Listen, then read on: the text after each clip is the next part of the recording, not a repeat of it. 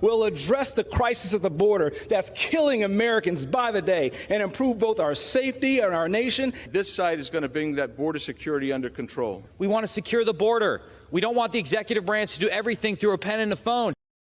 Republicans love to talk about immigration and the crisis at the border. And while it makes for dramatic and sometimes tragic political theater, and really whatever you think about the issue, wherever you fall in it, the kind of heated rhetoric that you hear from the party about immigration and the border doesn't actually solve the problem. And here's the thing. It's actually been pretty clear for decades that most in the party don't actually want to solve it. For decades, Republican members of Congress who are literally tasked with writing legislation to fix the broken immigration problem have repeatedly failed to come up with any serious legislative proposals. This morning, President Biden, who sent Congress an immigration proposal on day one of his administration, told Republicans to get on board or get out of the way. I'll sit down with anyone who in good faith wants to fix our broken immigration system. And it's hard. It's hard on the best of circumstances. But if the most extreme Republicans continue to demagogue this issue and reject solutions, I'm left with only one choice: to act on my own, do as much as I can on my own to try to change the atmosphere. Immigration reform used to be a bipartisan issue. That warning came back with action that includes an increase in border agents, asylum officers, and immigration judges. DHS Secretary Alejandro Mayorkas, the guy tasked with managing the border and the guy Republicans want to impeach, detailed tougher enforcement measures that the Biden administration was taking at the border, which would allow agents to more quickly expel some migrants. President Biden also said that he would travel to El Paso, Texas on Sunday on the border. Joining me now is Jen Psaki, former White House press secretary and an MSNBC host who we're very, very glad to have, and my neighbor in the building. Yes, and my neighbor. My neighbor, right. So, I mean, this is the thing that's kind of confounding, right? Because we've heard this rhetoric really for decades about the border and immigration, and it never comes with a then and. And the one time Republicans seemed to actually say, okay, let's fix it, was the Gang of Eight. Right. That was when Marco Rubio, John McCain, two other Republicans and four Democrats came up with a plan, and then Rush Limbaugh yelled at Marco Rubio and the plan fell apart because he turned against it. So what is the evidence that Republicans want more than the issue for their, to gin up their electorate, that they want a solution? There is none. Right. I mean, you teed me up there, but there is none. They love this as a political election issue. And there are members and candidates running for office in states that are nowhere near the border, that run on the border as their primary issue. Yeah. So that tells you a lot. Yeah. What is true, and what I think most people agree on, Democrats, Republicans, non-political people, is that the system's outdated. It's broken. It needs to be fixed. The asylum processing system is underfunded. It doesn't work.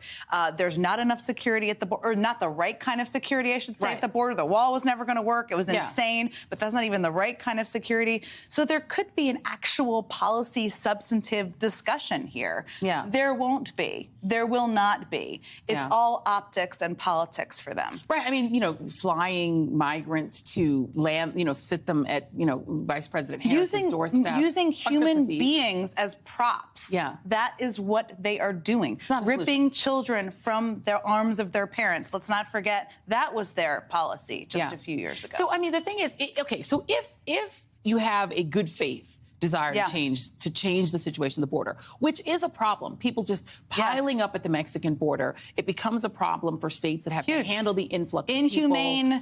States can't handle it. Yeah. It is a security issue in some places. Absolutely. Absolutely. And, President Biden, I call it Bidening, when he says, I'll sit down with anyone, that is true. He really will. Right. So but if he were to come up with a solution, it would involve things like looking at those countries in the triangle and their economies and putting enough money in terms of aid to those countries to make people want to stay. It would involve working with Mexico because they have very strict immigration policies and saying, hey, how can we stem that influx and not have people piling up in your country, on your side of the border? It would involve doing things that would be unpopular with the base of the Republican Party. So what can President Biden do? Because I don't see them doing it. What could he theoretically be doing on his own? It's limited. This is the challenge. This is the huge challenge President Biden has, right? And we saw Democrats in the Senate try to move forward on some immigration steps last summer, and steps that most people would agree on. Yeah. Taking care of those DACA kids. Who's against that? I mean, they also hate bunnies and ice cream, right? that is something everybody should get their heads around. But really what is lacking here is something from the other side. Okay, you don't like the asylum proposal. You don't like the DACA proposal. What do you like? Right. What's your alternative? So what does the trip to the border then get him? What does it get the president? It allows him to kind of brush that away and move forward. This has been one of the biggest attacks from Republicans, right? You haven't even been to the border. You haven't seen what's happened. He's vocalized and said it's a problem. It's outdated. It's broken. We need to fix it. That's why he put forward a plan on this first day.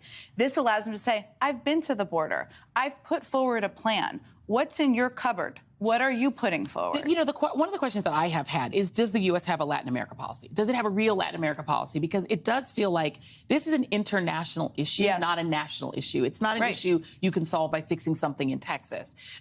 In your view, has the administration put forward a Latin America policy that is coherent enough to do to deal with the push and not just the pull? Well, it's a long-term process, right? And I think the challenge is it's not something you can solve overnight. This is something the vice president has done a significant amount of work on. There's a significant amount of resources that has been put into a lot of these Latin American countries to improve what is happening on the ground. But a lot of people are leaving desperate circumstances, humanitarian crises, Haiti, Cuba, other places. Venezuela. And the challenge is that these are countries where it's harder to solve the circumstances and what's happening on the ground. Some of the proposals that have been put forward is allowing people to apply for asylum from within their country, right? So that they are not, if they can find a sponsor in the United States, they can come here, they can go through their asylum processing. So those are good, and those have worked in some capacities. But yeah, it's challenging, Joy, and not something that any administration can solve overnight, because it's going to take years to do that. And you've got also the issue of sort of hostile. We don't have any time, but we have to have you come back, because you also have hostile governors in some states. I mean, Haiti, there are a lot of Haitians that just came to Florida. There's hostility to the arrivals, and then you've got to deal with that too. It is a complex issue. There's a complex. Complex and politics don't always go together. Jen Psaki, thank you very much. Thank you. Really Good to be appreciate here. you, my friend.